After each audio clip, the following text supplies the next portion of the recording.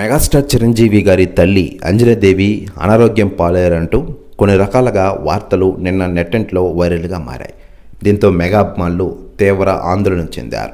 గతంలో కూడా పెద్దావిడ గురించి ఇదే తరహాలో వార్తలు వచ్చాయి. అయితే అప్పుడు ఈ పుకార్లను మెగా కుటుంబం ఖండించింది. అంజనాదేవి క్షేమంగా ఉన్నారని, కేవలం రెగ్యులర్ హెల్త్ చెకప్ కోసమే ఆమెను ఆసుపత్రికి తీసుకెళ్లినట్లు ఫుల్ క్లారిటీ ఇచ్చింది. తల్లి ఆరోగ్యం గురించి తెలుసుకున్న జనసేన అధినేత ఆంధ్రప్రదేశ్ డిప్యూటీ సీఎం పవన్ కళ్యాణ్ గారు సైతం అమరావతిలో జరుగుతున్న కేబినెట్ సమావేశం మధ్యలోనే హైదరాబాదుకు బయలుదేరినట్లుగా వార్తలు వచ్చిన విషయం తెలిసిందే.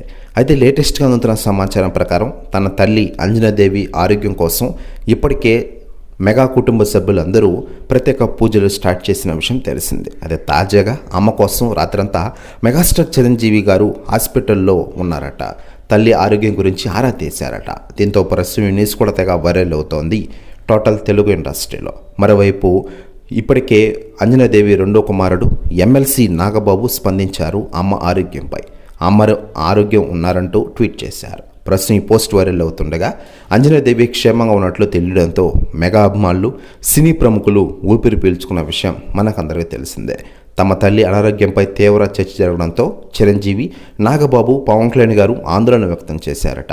అయితే ఆమె ఆరోగ్యంపై ఒక్కసారిగా చర్చనీయాంశం కావడంతో తెలుగు రాష్ట్రాల్లో ఆందోళన నెలకొంది. ఈ నేపథ్యంలో ఆందోళనకు తెరదించుతూ నాగబాబు కీలక ప్రకటన చేసిన విషయం మనకందరికీ తెలిసిందే.